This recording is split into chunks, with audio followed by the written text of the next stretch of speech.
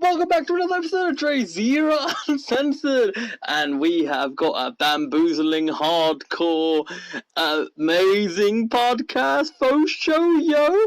We have got a very special guest. She is not only a writer, an artist, not only definitely the Purple Maiden upon Stonehaven. She is the one and only, the dancer extraordinaire, Karen Little. Welcome. So you're emphasising my dancing and not my writing, and I thought this was about my writing. I know. Clearly I'm a dancer because you can see me like performing, like, you know, because I get bored quite easily. However, I thought I'd reincarnated from dancer into artist into writer, but feel free to take me back. Well. Warp me back. Okay. DrayZera Uncensored, bringing you interviews, hot topics, and my uncensored opinion. Subscribe to DrayZera for all things podcasts, vlogs, spoken word videos, and so much more. Why would you go anywhere else?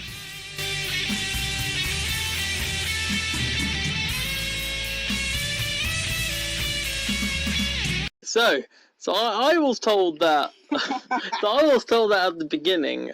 What got you into art? Well, bunnies, right? No, I was killed, and I had to do art just to like reincarnate myself.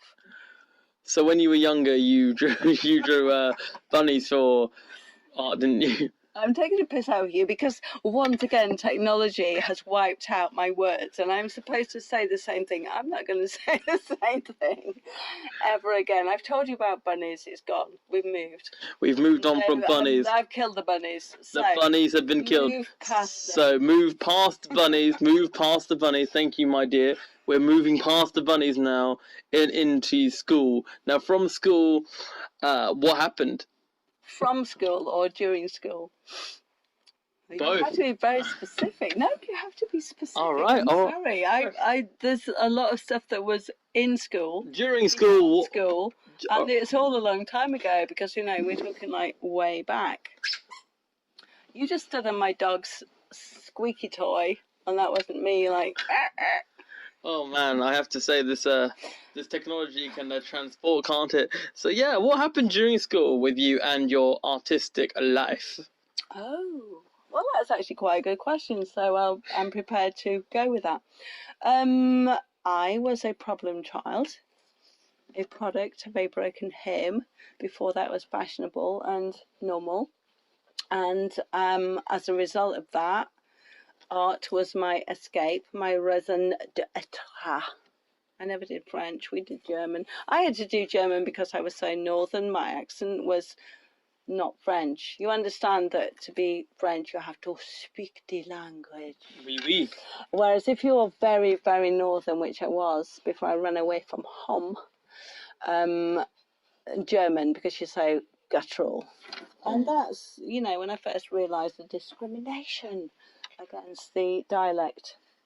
So, while I was in school, I started to freak out because my daddy had left home and my mummy didn't like me and all those things, and my art teacher embraced my art and told me that everything was fine and I could go to the art room instead of shoplifting. She was a massive factor. Lewis's. Was she a massive factor? No, she wasn't a massive factor. She was a male called Mr. Grundy. My art teacher. Why do you think my art teacher was female? That was my mistake. Then again, I'm not assuming genders. Could have been non-binary. No. It wasn't invented. It wasn't labelled. We didn't have all that shit. He was very beardy and blokey, and I didn't have a daddy, so he was perfect. And there were only two males in my school, and one of them was Mr. Grundy and one was some other person who I actually did a pot up. Do you want to know what happened? I did a pot because they were making us do thumb pots when I was like 11, and I was like very creative already. So I thought, oh no, I'm going to make like a, you know, like a money box thing with all features and stuff. And they would not put it in the kiln because I did not make a thumb pot. thus I had to like smash the kiln and pour things in, and that was my first detention. So there you go. The first of many. The first of every Tuesday. Actually, every Tuesday was a screwball from the local Ding-a-ling-a-linger ice creamy, followed by a detention. That is absolutely. So that's my school, actually. That is my. You can count that like the 70s were basically screwballs with a bit of bubbly at the bottom, detentions and detentions, and then I left home. So it was all okay. At what point did you, the way I think of it is, at what point did you want to put your art to the next level? At what point did you want to have your art as, say, a career, as a means of getting that moolah? That moolah. Moolah. Well, I ran away to London when I was 16 because I wanted to marry Kate Bush. And at that point, I wasn't really about art because I had stopped doing art because evil stepfather couldn't stay at home. Art Foundation, you had to stay at home for another year, couldn't do it, wasn't going to happen.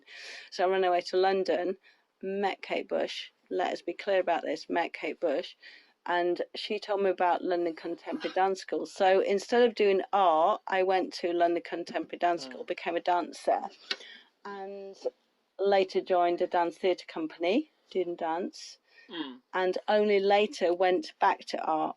And so I went to Camberwell. I get into places. I got into Camberwell School of Art and did sculpture. Way down the line, I went back to what I'd first done. Nice. See that little.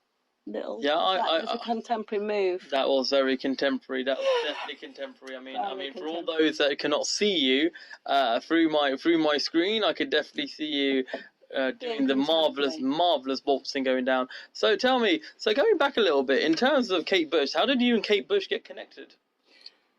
Because when I first ran away from home to London, and in the Brahms and Liszt, I met a person, a male, who was the art director of Honey magazine and 90 magazine, and said, "Oh, look at you, are so lovely. You should be a model." Which really I shouldn't have been. And they take test shots, and then after a series of days they decide whether or not to use you in the magazine. So I went back to his home, met his wife, stayed there in Maida Vale as a 16-year-old, 3 days in London, having lived on Euston Station and with some policemen and all that. You literally stayed in the train station. I got thrown off at 4 o'clock, and the policeman went home on his moped and brought his car and took me back to his place. Is what happened. Is that legal? It was in 1979, I think. I doubt, if anything, that I did in 1979 is illegal. It's illegal now. It's everything I've done now. So from meeting Kate Bush and going through the dance auditions, what made you? Because you had like quite a few choices to make. What made you decide art in the end? From that point of life. In doing dance, when we were like performing in all sorts of venues, and I started like deciding how I would create space and what I would put in there, and I did feel that I wanted to be an installation artist, and because of my dance and my experience and stuff like that, Camberwell thought that was fantastic. And we're talking about the 80s, we're talking about 1987, when can I say that all the shit that people are doing now has already happened in the 80s? This is DrayZera UNCENSORED. You can say whatever the hell you want. Well, but it's just me ranting, isn't it, and being bitter. But at that time, it was all new, doing things. And so, as a result of that, I decided to audition for Camberwell School of Art. I mean, it's not an audition, it's not like dance, is it? What do you call it? What do you call it when you turn up with all your art and then they go, yeah, that's whatever? An audition. It's not an audition, that's when you dance. It's a... Yeah, anyway. Yeah, I was living in a squat at the time. Clearly, you were allowed to do that at that point before it became a criminal offence, and this is why I would like to say that actually the reason that I'm alive today is because you could squat. If that's going to die, don't. No, it doesn't die. Okay, that's good. So I decided to get my portfolio together, and I did it in 2 weekends. Meanwhile, one of those weekends, because I was working in between as a life model, so I could survive, an armed robber turned up and knocked on my window. And luckily for me, because I'm a complete bitch, I told him to go fuck off. And so he went upstairs and armed robberied the people above. So I just got on and made my portfolio like really pretty and stuff. And I took it to Camberwell School of Art, and they put a little orange sticker on and said yes. And then I was at Camberwell School of Art. So how long have you been a dancer for then? During the time we're talking about your late teens, your 20s, how long were you a dancer for? I trained at London Contemporary Dance School, and then I was in 2 art. I was in Duden Dance and I was in Leela. So the training, and then maybe 4 years with 2 different dance companies. But actually that's a lie, because I continued to do dance while I was at Camberwell. It wasn't like it stopped, because things carry on, and I had a son in between in my 2nd year, and then I had a girlfriend, and then I carried on dancing and stuff like that. So I'm not good at numbers. So various years. So, and with your dance, I think you told me off air that you went around the world. You went to different parts of the world with the dance company, didn't you? I have. Oh, I wouldn't say the world with that. I've been around the world with people. Right. But I've only been around Europe with dance Europe, companies. my bad. Yep. No, well, I don't mind exaggeration, but I'm not going to exaggerate. Yeah. So I went around Europe with both dance and art. I am internationally, my internationality, my whatever I do is international. Nice. It's nice, isn't it? It's pretty, and I had lots of fun. So what made you stop doing dance, and not stop, or move forward from dance into was painting then became your forefront after? Was it partly, do you think it was partly because of like your next stage of life and raising your child, or was there other factors involved? Yeah, I think it probably was actually that. I was quite selfish for a while, and then after a while you stop being selfish. But also, while I was doing the dance thing, I'd started to appreciate like space and where things go, and to be honest, the dancing came out of my love for Kate Bush and people like that. And I don't think I am Kate Bush, but I did when I was 14, and clearly I'm not. So I kind of went back to my roots and started expressing myself with a bit less criticism I felt about against my person, because as a dancer, as a performer, it's all against yourself. Yeah. So if somebody criticizes you, they're criticizing you as a person, and then you can get outside that. Yeah. As an artist, you can stand back and go, that's a bit of shit, and like that's really good, and you're like, well, it's not a bit of shit, you're a bit of shit, and I'm standing back. But as a performer, you are you as your body, your mind, your everything is part of it. I'm not saying that I was criticized, I'm just saying that I am quite overly sensitive, paranoid, and a bit of a mess. Bit of a mess. I enjoy being a bit of a mess though. It's good fun, isn't it? So with painting, at what point did painting really become a good sustainable piece of income for you? Or was it always on edge? Because obviously for you to have so many amazing paintings, you've been to Spain, you've been to different parts of the UK. I mean, looking back at that period, it must have been at least very crazy.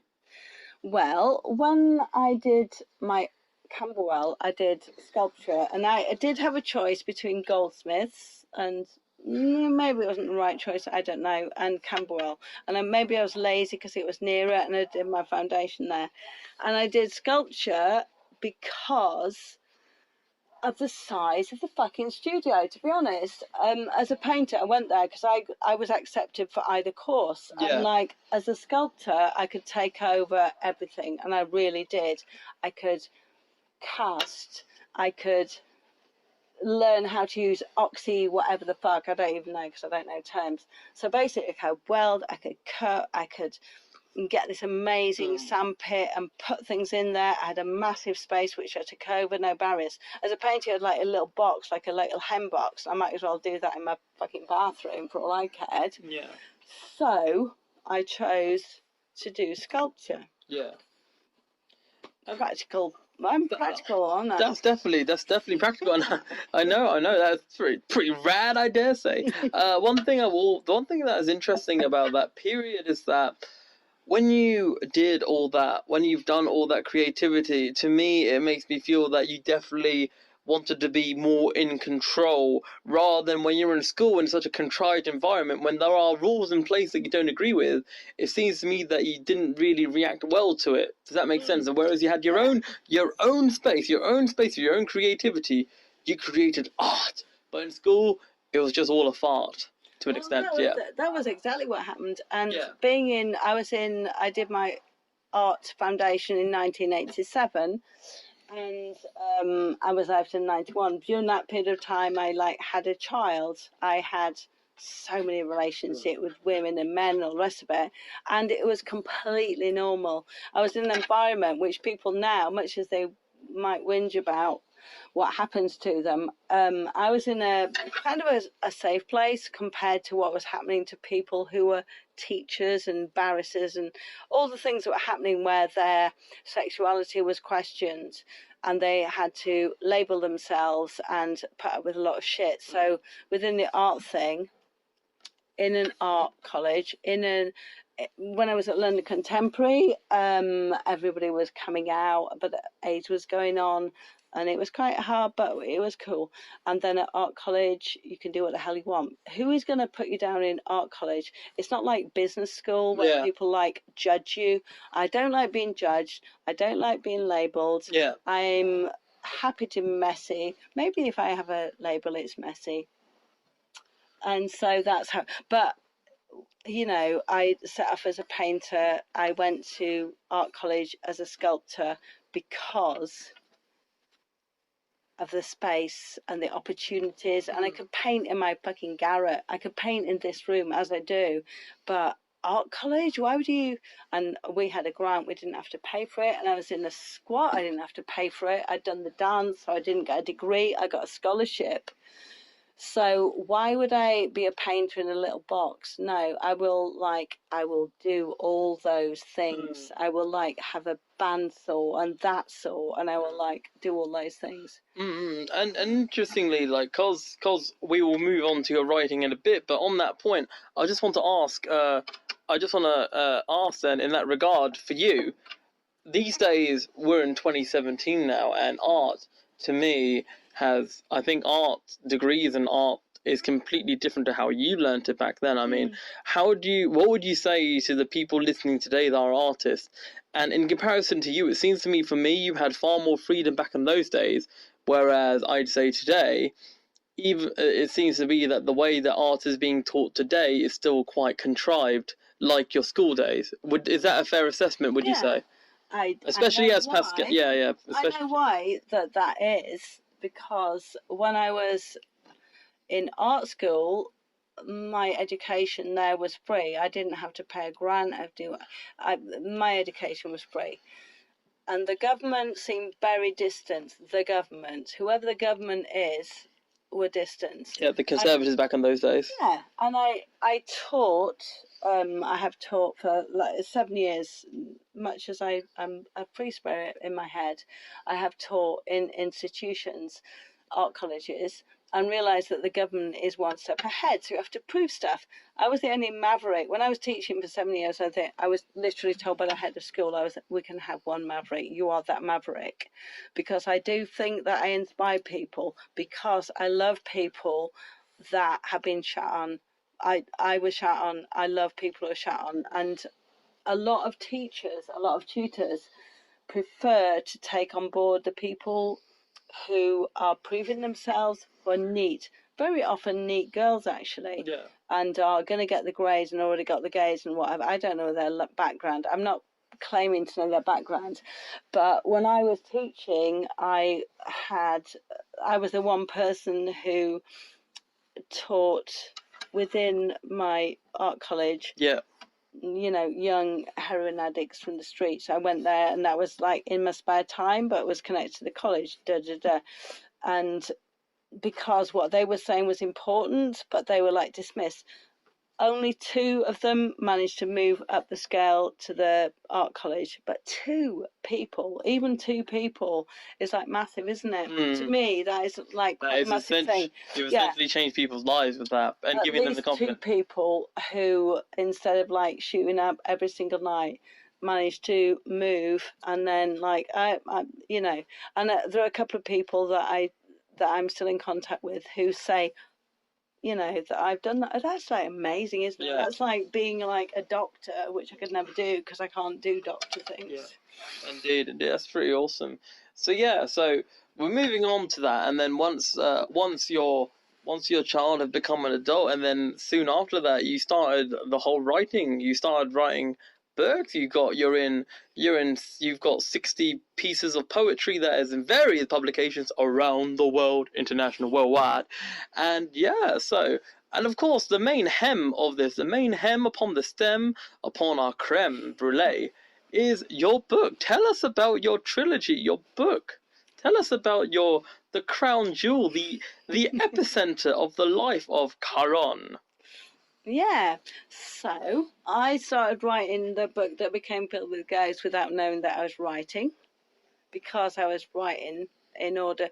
So I got dragged back from Spain, where I was happily for 6 years living by my art, which has never happened in England. And this is the point. In Spain, which I went a year on the coast teaching English international students, I moved to the deepest, darkest Cerrato in Andalusia, but there's like Casa de Culturas there, so like whereas we have libraries that are all closing down, and they are all closing down, over there, like, so my stuff was being shown far left and right, and I was living on the work that I was selling in those Casa de Culturas, and 2, the kindness of people who can't imagine accruing things if some other person is dying in a ditch.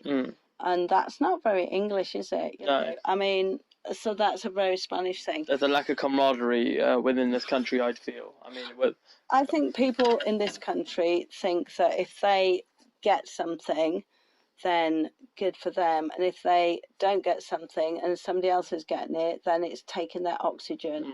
And in Spain, genuinely, that in my experience didn't exist. You know, there is enough love, care, creativity everywhere, but why are people competing for this thing? And I don't really get that.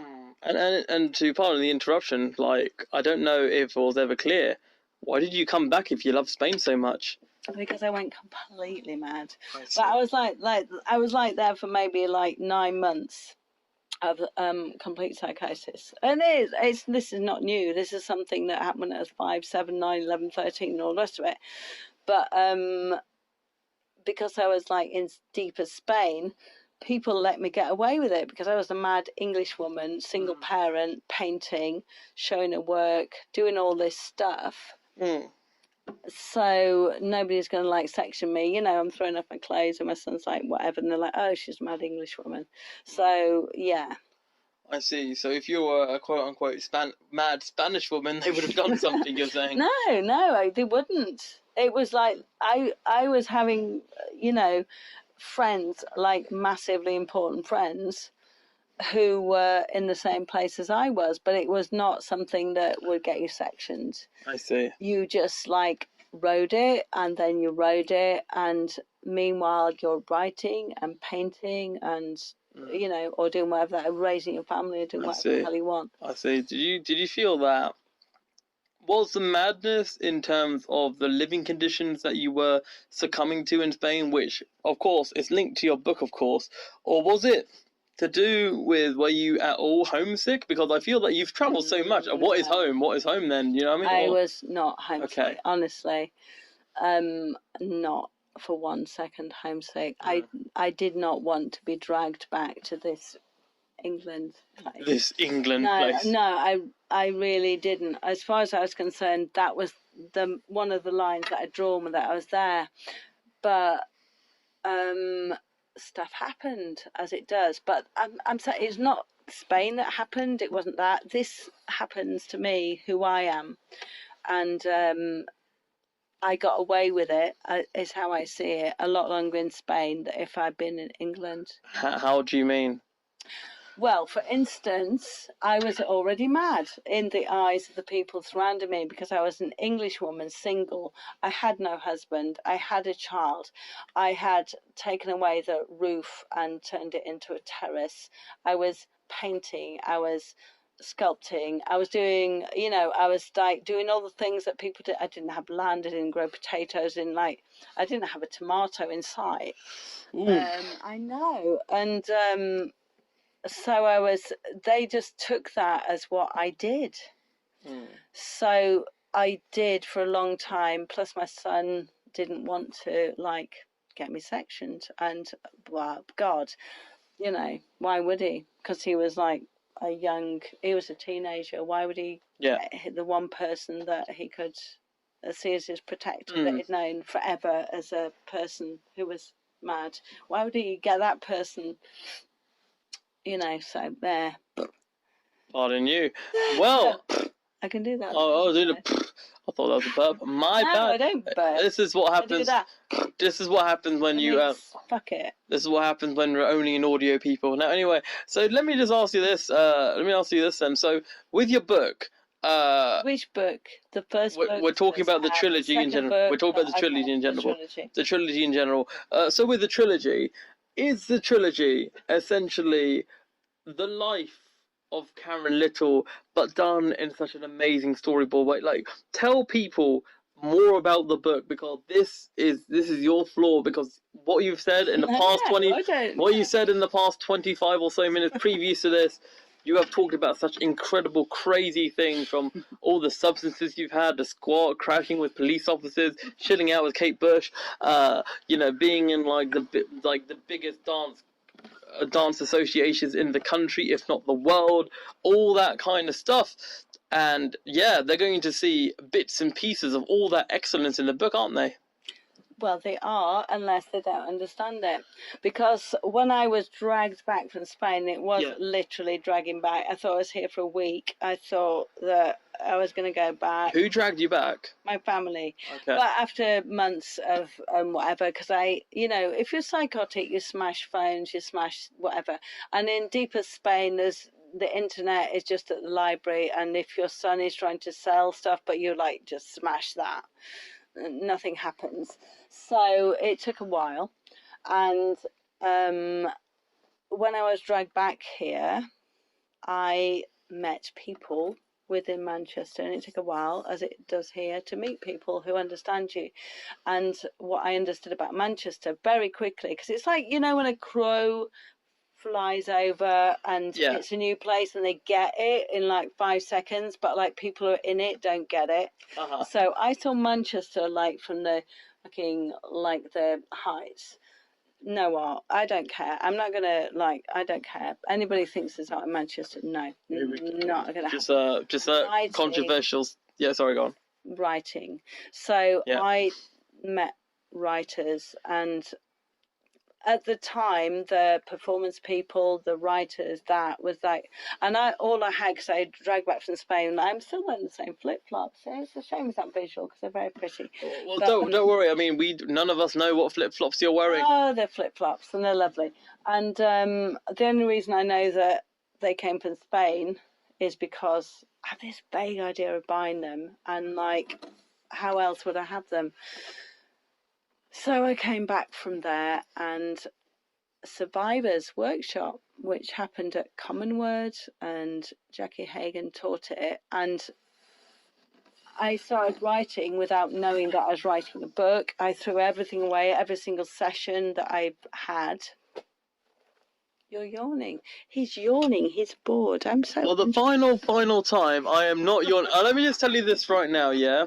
Let me just tell you this right now. This is all. She has always done this in every phone conversation. Like, even when I'm yawning on the phone, she's like, oh, you're bored. No. I'm just telling. That's what my students did. That's why. I see. It's just stop yawning, and it's like I am exhausting. Let me just tell you this right now, people. Yeah, if you yawn next to Karen, you will find your death wish. Anyway, you were saying about your book. Go ahead. I was saying that I just didn't know I was writing a book. Yeah. I was at Survivors Workshop, which was mental health stuff. Yeah. And at that time, Jackie Hageman's leading it. And I didn't know whether I was writing. I was just like splurging on the page. The reason that I was writing and splurging on the page was because all my stuff was still in Spain. Yeah. So what I had was like a bit of paper, her paper, in the table. I had nothing. I think she gave me the biros. We started doing that. When you've got nothing at all, when you don't have materials at all, you start doing stuff, don't you? From the real place. So much as I went home every day and I thought, oh, that's like shit, and threw it away and shit it away. At the same time, I was writing something that I didn't know was a book. And I do believe that anybody who takes from other people's experiences, not writing from their own truth, I'm not going to go with that. So I was writing my own truth. So Filled with Ghosts, it's not entirely autobiographical. Ghost Train Leaving, not entirely autobiographical. Ghost Treading Water, not even yet quite out. Not autobiographical, but I don't write. He's yawning again. He's yawning. He's not bored, clearly. I'm not. No, he's not. He's fascinated. So I wrote those while not knowing. The original book, The Filled with Ghosts, didn't even know I was writing. I didn't know what I was doing. I was just writing stuff. And then I realised, I've written at the time, 80,000 words, which I will chop to 30,000 because I don't like other words. I talk a lot of stuff, and when I write, the whole point is I can chop out all that stuff. So this is whatever, people listen for 3 minutes, then they go away. I don't understand what I'm going to do about that. And breathe. Okay, so that's cool. So no. It's always very fascinating to listen to you because let me just tell you, people, for all those that know me personally from before the days of DrayZera to the days of DrayZera of now, you all know that I could talk people under the table, but I think for the first time in my life, I think I have met my match. I am the match that many have met. Match.com is available. No, it's not. By the way, we are not in any way DrayZera UNCENSORED is in no way affiliated with Match.com or any of his partners or affiliates. No. Anyway, away from the sponsorship part of things. So, why should people buy your book? They shouldn't. They just shouldn't, because it will kill their brain. And they will just be so filled with thoughts that they will die. Well, people, if you don't die, don't buy my book. It will kill you. And if you feel you have to take things from it and write it and say it's your stuff, then feel free, because just feel free. It's not going to harm me in the next life. So, anyway, we'll be leaving some links to the book. Books are available now on Amazon. Yes, the trilogy will, in its entirety, should hopefully be out by the time this comes out. If not, you can definitely buy the first book. The second book should definitely be on its way. Olay, and the third book should definitely come before the end of the summer. We can only hope. So tell me, as you are an inspiring person that inspires people from generations above and generations below, so we can close this off with a plum. What do you want to give advice to any young aspiring artists from the dance background, the writing background, the art background, because you have fingers in all them holes? Piles. I like to think of pies. Pies. I might have said piles, but I meant pies. Yeah, there's no piles here. Anything. I say whatever. There's no piles in this interview. Well, at least I hope not. All I'm saying, and really, this is not to be derogatory, but it might have been done before the internet. So maybe do some research in your library and find out whether your clever idea has already been done. It's fine if it has, but do credit the people who did it way back before the internet. They've already done all that stuff. That sounds like I'm bitter. I am quite bitter. I think what Karen is trying to exemplify here, in addition to this, is that she wants you to be as individual as possible. Be yourself. Move on from what's happened. Start doing your own thing. Don't think that what has happened before is what is happening now. And the internet is unreal. This is unreal. I'm not really here. Look at me. I'm not here, am I? Not easily with audio. Who knows where we are? Anyway. See me doing this. Oh man, well, people at home cannot see what you're doing. But yes, anyway, for all those that don't know what she was doing, she was literally doing a pirouette, a ninja pirouette. Anyway, Moonlight Army, this has been DrayZera, and this has been Karen, a little